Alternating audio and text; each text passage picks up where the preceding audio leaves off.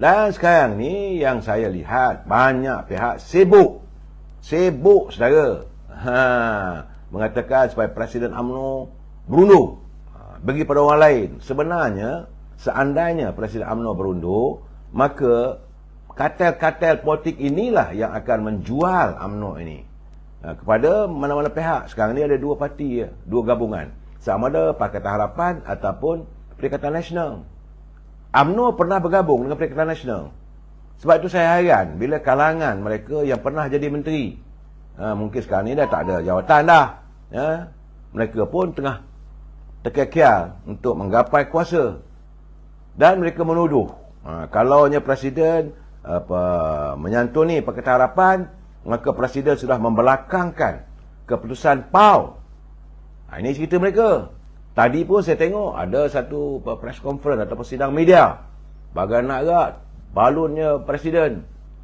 Cuma saya nak bertanya pada mereka, keputusan PAU dulu kita tak mau kerjasama dengan PBM. Jadi bila nak bentuk kerajaan, anda nak berada dalam kerajaan, boleh pula. Tak payah dia jumpa PAU, tak payah adakan sidang khas. Jadi ada bayang-bayang kemungkinan ada kerjasama antara Datuk Seri Zahid Hamidi dengan Datuk Seri Anwar Ibrahim. Perlu pula ada PAU. Ini tak betul, saudara. Saudara Jamaluddin Osman, saya setuju, rakyat dah memilih. UMNO mengamalkan sistem demokrasi. Dalam demokrasi, orang yang mendapat kepercayaan lebih, tak kisahlah satu undi ke, dua undi ke, lebih daripada kita, maka kita harus menghormati. Itu keputusan. Dan soalnya sekarang ni, jaja balik, DAP, memang kita tahu. Tapi kalau nak katakan DAP itu komunis, tentulah parti dah diharamkan. Tetapi kena lihat juga, dalam parti DAP sudah pun melakukan islah dalam kepimpinan. Setiausaha Agung DAP bukan lagi Lim Guan Eng. Lim Kit Siang pun dah berhenti. Dan mereka sudah melakukan pemulihan dalam parti mereka. Sebab itu saya dengar kabarnya, saya mendapat kabar bahawa seandainya terbentuk dalam kerajaan Pakatan Harapan, DAP reda untuk tidak berada dalam kerajaan.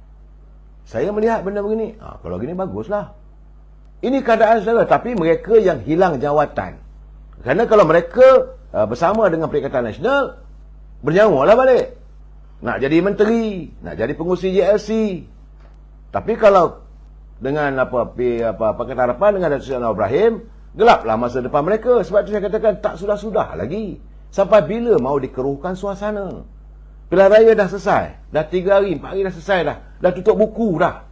Sepatutnya sekarang ini kita terus mengorak langkah untuk melihat bagaimana kita harus menyantuni ekonomi rakyat. Bagaimana kita nak menstabilkan politik ini. Jangan lagi kecoh. Rakyat pilih. Kalau rasa-rasa nak lawan, tunggu. Kalau rasalah pilihan Presiden UMNO melakukan kesilapan, memilih untuk kerjasama dengan Datuk Seri Anwar Ibrahim, seandainya begitu, tunggulah 6 bulan lagi. Lawanlah.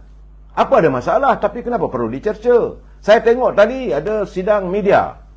Wajah-wajah atau pemuka-muka yang buat sidang media tu saya kenal semua. Bercakap soal kepentingan Melayu. Ada di belakang tu yang menjual tanah Melayu. Ini saya cakap terus terang. Di kalangan mereka yang membuat sidang media itu, kononnya UMNO ini berjuang untuk Melayu, kena pertahankan Melayu. Lebih teruk lagi lah, brother. Tanah beratus ekar milik rakyat boleh sanggup disambau, lepas tu jual pada malah lagi nak tu. Bukan saya tak tahu, saya kenal. Ada tu yang dapat lot untuk meniaga di Pasar Borong, bagi pada Cina juga sewa. Orang macam ini yang kita nak katakan berjuang untuk Melayu. Ada juga yang sedang menanti perbicaraan akan berjalan. Besar kemungkinan kerajaan yang baru ini akan membuka balik fail. Jadi kadang-kadang begini, kamu menuduh tindakan Presiden, sedangkan Presiden mencari jalan bagaimana nak menstabilkan politik. Dia dah bercakap, selepas pilihan raya nanti, mungkin ada jajaran baru. Kalau rakyat dah buat keputusan, kita kena terima keputusan rakyat. Jangan sembanglah soal perjuangan Melayu. Jangan sembanglah soal agama. Siapa yang menonggang agama? Datuk Seri Zahid mengatakan beliau mau menjadikan politik ini untuk memperjuangkan soal agama, bukan menggunakan agama untuk politik. Ini kena perlu jelas. Kadang-kadang saya tengok dia orang ni sembang je lebih, saudara. Ini soalnya mesti turun jawatan, mesti berundur. Kalau berundur, semua kena berhenti. Sama ada ketua bahagian, ketua perhubungan negeri, malahan Majlis Tinggi UMNO.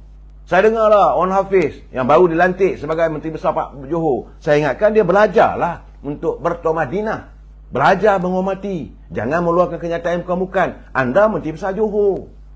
Yang baru dilantik, Datuk Seri Zahid dengan berlapang dada menamakan, bersetuju tuanku memilih anda sebagai pemimpin politik nombor 1 di Johor. Bercakaplah dengan baik.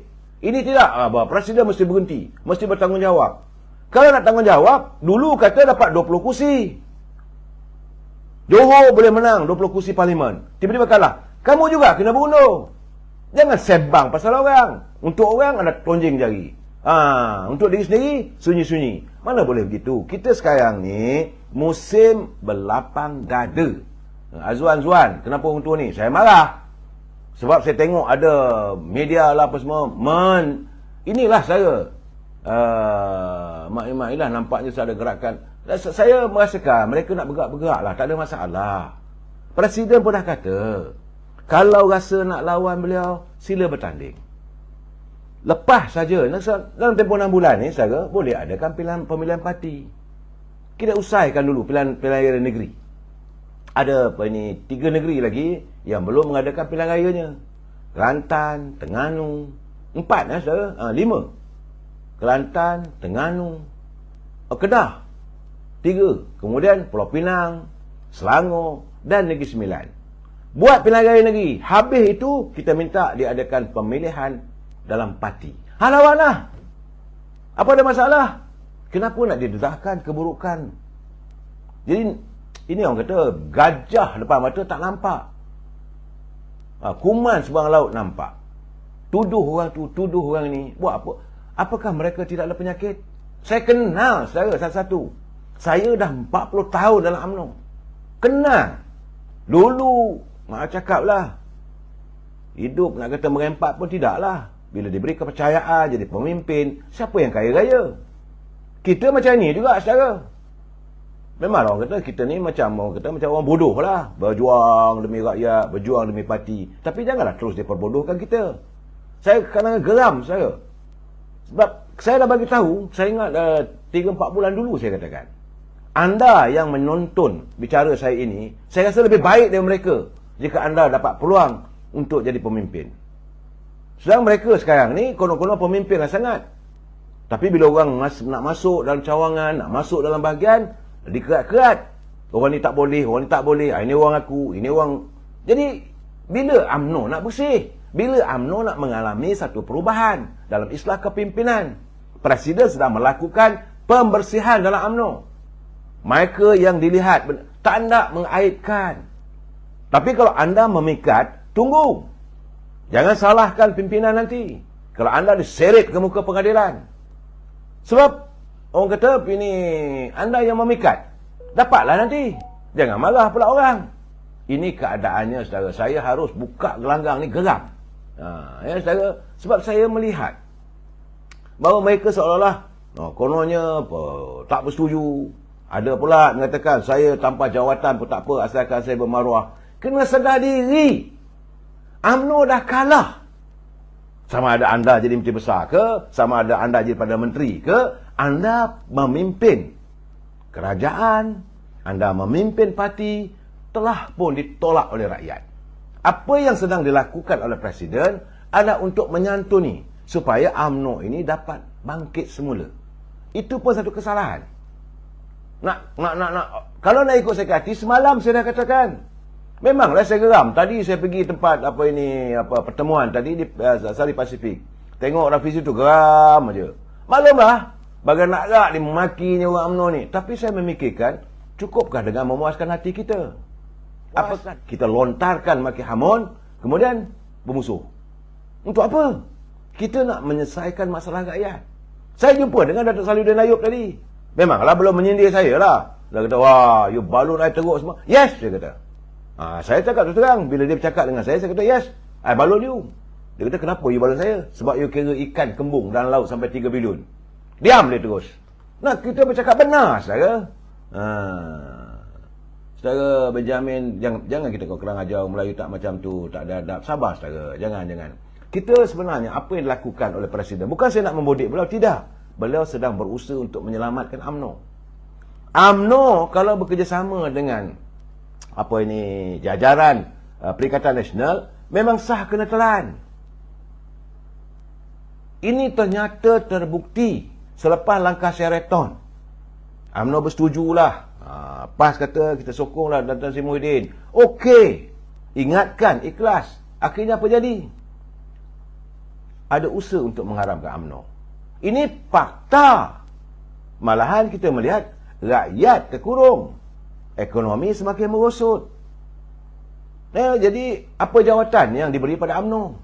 Yang kursi parlimen yang kita dapat lebih mengatasi mereka. Dapatlah jawatan-jawatan untuk cap ayam. Saat-saat akhir bila nak ditarik sebagai sokongan, barulah lantik Datuk Seri Ismail Sabri sebagai timbalan Perdana Menteri. Itu saja. Kementerian mana beri yang untuk memboleh kita bergerak? Tak ada. Ini sekarang ni, sebab itu saya katakan sekarang dalam keadaan begini saudara, sepatutnya kita berlapang dada. Ini saatnya sekarang saudara, sepatutnya yang menang carilah yang menang. Tapi masalah sekarang ni, yang menang cari yang kalah untuk melengkapkan mereka nak jadi pemimpin. Boleh buat kenyataan. Perikatan Nasional sudah cukup numbers untuk membentuk kerajaan. Pula dah.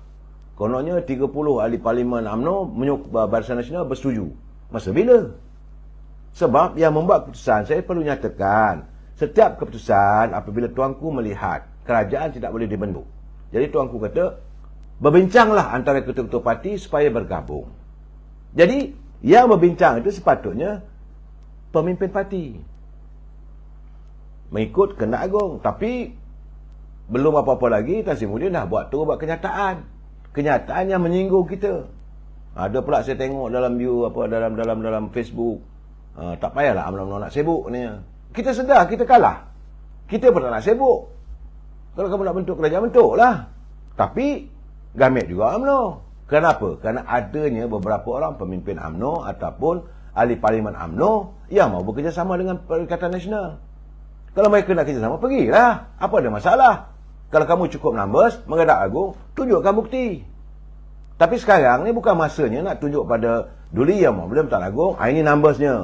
Ada aku bersumpah. Tak. Dia bawa akta anti lompat pemimpin. Agung kata pemimpin. Fahamlah. Titah tuanku, oleh kerana kerajaan tidak ada satu parti politik yang boleh membentuk kerajaan. Maka berbincanglah. Mula-mula tuanku kata saya bagi sampai pukul 2 petang besok. Hari ni sampai 2 petang, tapi akhirnya tuanku kata sampai besok.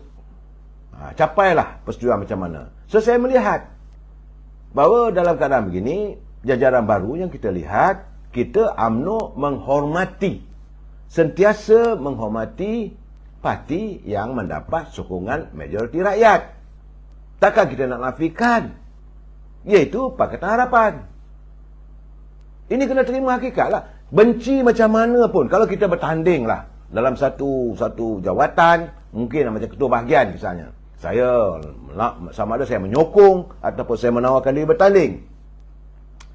Tapi bila kalah, tidak boleh kita memusuhi. Saya kena mengiktiraf pihak yang menang. Saya pernah 2 kali, 3 kali saudara, di peringkat bahagian dulu waktu saya betul-betul aktif dalam politik di bahagian saya. Saya menyokong ketua cawangan saya untuk bertanding timbalan ketua bahagian. Bahagian nak rak berkempen. Tiba-tiba ahli membuat keputusan bahawa yang dilawan oleh timbalan ketua bahagian saya itu, dia yang menang. Saya cakap dengan ketua cawangan saya kata, you kena menghormati. Ini kehendak demokrasi. Berhenti dah untuk bercakap tak baik-baik untuk dia. Dan saya bercakap pula yang menang, kamu jangan menghina kami. Jangan menzalimi kami. Ini prinsip demokrasi. Itu perlu ada pada kita. Kita bercakap soal UMNO ini parti demokrasi. Demokrasi macam mana kalau kamu tidak mau mengiktiraf pilihan rakyat? Ini persoalan yang perlu saya jelaskan saudara.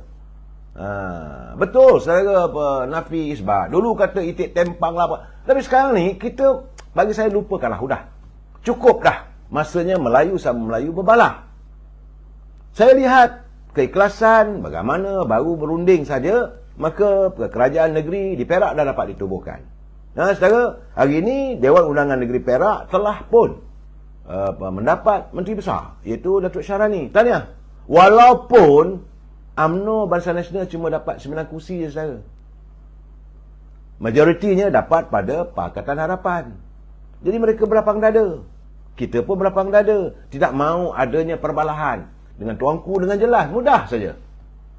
Tak ada pula tuanku kata carilah bagilah nama lain, bagi ni. Tak ada. Tuanku menerima keputusan bahawa Dun MB Perak Datuk Syarani telah pun pukul 5 petang tadi mengangkat sumpah. Dan saya harap Datuk Syarani tadbirlah negeri Perak sebaik mungkin. Sedar bahawa anda memimpin parti kita yang kalah dulu. Jangan lagi ada unsur-unsur, jangan diizinkan orang keliling kelalang menyakiti hati rakyat. Santuni rakyat, berjuang rakyat. Pastikan masalah rakyat ini disantuni di negeri Perak. Datuk Syarani, saya berpesan, lepas satu hari nanti saya akan turun ke Lumut ke, saya akan turun ke Ipoh, saya nak jumpa dengan saudara. Bukan nak cari projek. Saya nak lihat apa yang telah anda lakukan dalam tempoh satu hari. Apakah anda sudah menangani masalah rakyat negeri Perak? Banyak kita dengar.